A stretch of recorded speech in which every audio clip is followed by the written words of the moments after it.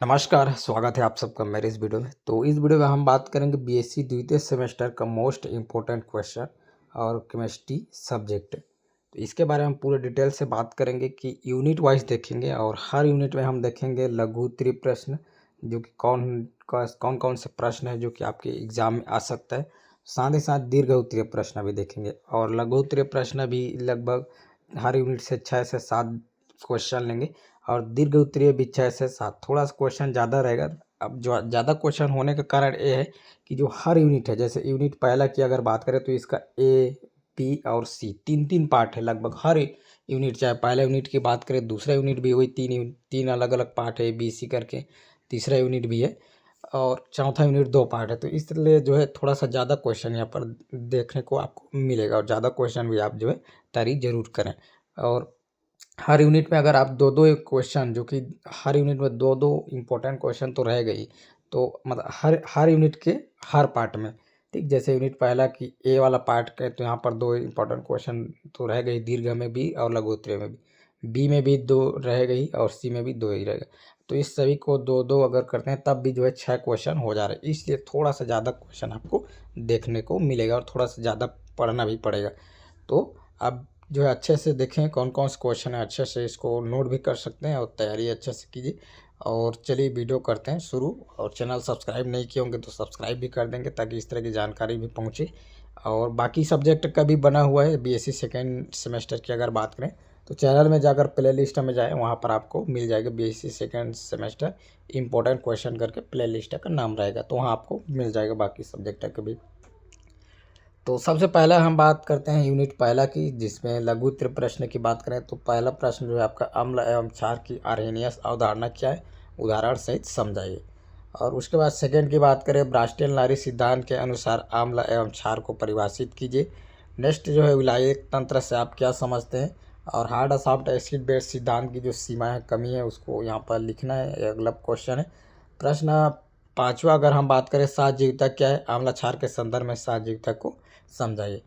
और इस तरह से जो है 5 क्वेश्चन है इस यूनिट में लघु उत्तरीय प्रश्न के रूप में, जिसमें से आपको 1 से 2 क्वेश्चन जो है आपके एग्जाम में देखने को मिल सकता है। उसके बाद दीर्घ उत्तरीय प्रश्न है, जो कि पहला हम बात करें तो अम्ल एवं क्षार की लुईस धारणा को विस्तार से वर्णन कीजिए। तो जो अम्ल क्षार संबंधित लुईस जो सिद्धांत है उसका वर्णन करना है यहाँ पे। उसके बाद अगला जो है प्रश्न सेकेंड, हार्ड और सॉफ्ट एसिड बेस सिद्धांत के अनुसार अम्ल एवं क्षार का वर्गीकरण कीजिए। प्रश्न तीसरा इसमें बात करें, विलायक का वर्गीकरण उनके भौतिक व रासायनिक गुणों के आधार पर किस प्रकार किया गया है। और अगला हम बात करें द्रव सल्फर डाइऑक्साइड में होने वाले विभिन्न रासायनिक अभिक्रिया को लिखिए। तो द्रव सल्फर डाइऑक्साइड में कौन कौन से अभिक्रिया होते हैं, SO2 में क्या क्या रासायनिक अभिक्रिया है, उसके बारे में वर्णन करना है। उसके बाद अगला हम बात करें यूनिट सेकंड का, तो यूनिट सेकंड में जो लघु उत्तरीय प्रश्न की अगर हम बात करें तो प्रश्न पहला, एल्केन में मुक्त मूलक हाइड्रोजनीकरण की क्रिया एक विधि लिखिए। और प्रश्न सेकंड की बात करें, संरूपण से आप क्या समझते हैं, एंथेन में संरूपण को समझाइए। सेटजेप नियम का उदाहरण सहित समझाइए और फ्रीडल क्राफ्ट एसिडीकरण की क्रिया विधि को समझाइए। तो ये जो है आपके लघु उत्तरीय प्रश्न है। अगला हम बात करें छठवां लघु उत्तरीय में ही, डिल्स एल्डर अभिक्रिया है उसकी क्रिया विधि लिखिए। और साइक्लोहेक्सोन में नौका एवं कुर्सी जो चेयर फार्म है और बोट जो फार्म है, तो संरूपण है उसको यहाँ पर बताना है। साइक्लोहेक्सेन में नौका एवं कुर्सी संरूपण को बताइए ना, यहाँ पर को है। उसके बाद अगला हम बात करते हैं दीर्घ उत्तरीय प्रश्न के, तो एल्केन बनाने की मुख्य विधि का वर्णन कीजिए और मार्किनोव का नियम के इसकी क्रिया विधि स्पष्ट कीजिए। प्रश्न तीसरा की अगर बात करें, हकल के 4n+2 नियम क्या है, इस नियम के आधार पर साइक्लोपेंटाडाइलेरिडाइन की एरोमेटिक प्रकृति को स्पष्ट कीजिए। अगला जो प्रश्न है, इलेक्ट्रोफिलिक प्रतिस्थापन क्या है, बेंजीन इलेक्ट्रोफिलिक प्रतिस्थापन को स्पष्ट कीजिए। और प्रश्न पांचवा जो है, टिप्पणी लिखिए। इसमें से आपको 2 क्वेश्चन को मिलाकर एक दीर्घ क्वेश्चन दे सकते हैं। ये जो है केलाबंद बेंजीन के कैलकुलस सूत्र गाटरमैन को संश्लेषण। तो इस तरह से जो है ये प्रश्न है जो कि दीर्घ उत्तरीय के रूप में आपको देखने को मिल रहा है। अगला हम बात करें यूनिट थर्ड की। यूनिट थर्ड में जो है लघु उत्तरीय प्रश्न की बात करें तो निम्न पर टिप्पणी लिखिए। पहला जो है बायल का नियम, चार्ल्स का नियम, एवोगाड्रो का नियम और एक साथ देगा तो इसको दीर्घ उत्तरीय में भी दे सकता है। ठीक है, बहुत इंपॉर्टेंट क्वेश्चन है। तो अगर दो मान लो बायल का नियम को 5 नंबर का और चार्ल्स का नियम को 5 नंबर, दोनों मिलकर 10 नंबर हुए और इसको दीर्घ में भी दे सकता है तो एक क्वेश्चन जो है। ठीक है, तो इसलिए जो और इम्पोर्टेंट हो जाता है। और उसके बाद प्रश्न सेकंड की बात करें, पृष्ठ तनाव को परिभाषित कीजिए, हम इसकी इकाई एसआई पद्धति में लिखिए। उसके बाद प्रश्न तीसरा की बात करें, अंतरा अणुक एवं अंतः अणुक हाइड्रोजन बंध से आप क्या समझते हैं। प्रश्न चौथा की बात करें, पाउडर विधि द्वारा क्रिस्टल संरचना का निर्धारण किस प्रकार किया जाता है। और प्रश्न पांचवा, एन तथा पी प्रकार के अर्धचालक, तो जो अर्धचालक है उसके बारे में लिखना है।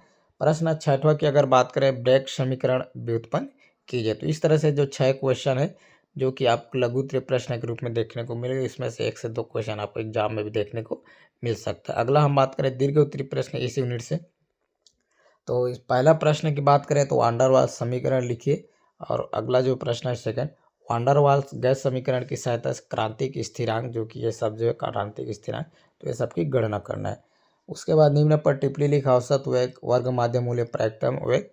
उसके बाद जो है अगला हम बात करें प्रश्न चौथा, श्यानता को परिभाषित कीजिए, इसकी इकाई क्या है। ओस्टवाल्ड विस्कोमीटर द्वारा किसी द्रव की श्यानता ज्ञात करने की विधि का वर्णन कीजिए। प्रश्न पांचवा हम बात करें, सममिति तत्व को परिभाषित कीजिए, घनीय क्रिस्टल में कुल कितने सममिति तत्व होते हैं। प्रश्न छठवा, जालक दोष क्या है, विभिन्न प्रकार के जालक दोष का वर्णन कीजिए। तो इस तरह से जो 6 क्वेश्चन है जो कि आपको दीर्घ उत्तरीय में देखने को मिल रहा है। अगला हम बात करें यूनिट चौथा की। तो यूनिट चौथा में जो लघु उत्तरीय प्रश्न की अगर बात करें, प्रश्न पहला, फ्रेंडलिक अधिशोषण समतापी समीकरण को समझाइए। प्रश्न सेकंड की बात करें, निम्न पर टिप्पणी लिखे, टिंडल प्रभाव, जेल कोलाइड का स्थायित्व एवं अनुप्रयोग, मिशेल एवं उसके प्रकार। अगला हम बात करें प्रश्न थर्ड की, अधिशोषण क्या, इसकी क्रियाविधि समझाइए। प्रश्न चौथा, साबुन प्रक्षालन की क्रिया की व्याख्या कीजिए।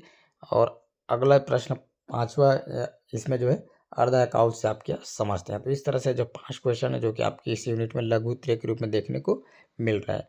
अगला हम बात करें दीर्घ उत्तरीय प्रश्न की।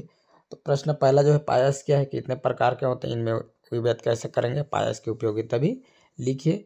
प्रश्न सेकंड, लैंगम्यूर अधिशोषण समतापी हेतु व्यंजक व्युत्पन्न कीजिए। प्रश्न तीसरा की बात करें, शून्य कोटि अभिक्रिया से आप क्या समझते हैं, शून्य कोटि अभिक्रिया के लिए दर स्थिरांक हेतु व्यंजक व्युत्पन्न कीजिए। और अगला जो है प्रश्न हम बात करें चौथा प्रश्न, द्वितीय कोटि अभिक्रिया क्या है, द्वितीय कोटि अभिक्रिया के लिए दर व्यंजक व्युत्पन्न कीजिए। प्रश्न जो है पांचवा, अभिक्रिया वेग का संगठन सिद्धांत को वर्णन कीजिए। और प्रश्न छठवां की बात करें, उत्प्रेरक को परिभाषित कीजिए, उत्प्रेरक का जो वर्गीकरण कीजिए। तो इस तरह से जो है दीर्घ उत्तरीय के रूप में जो है 6 आप प्रश्न जो है देख रहे हैं, इसमें से भी आपको 1 से 2 क्वेश्चन देखने को मिल सकता है। तो इस तरह से जो है केमिस्ट्री सब्जेक्ट का important question basis second semester का हुआ।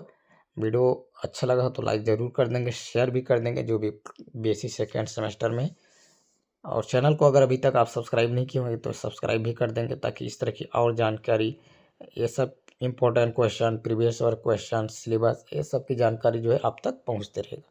तो सब्सक्राइब जरूर कर देंगे। फिलहाल इस वीडियो में इतना ही। वीडियो पूरे देखने के लिए बहुत बहुत धन्यवाद।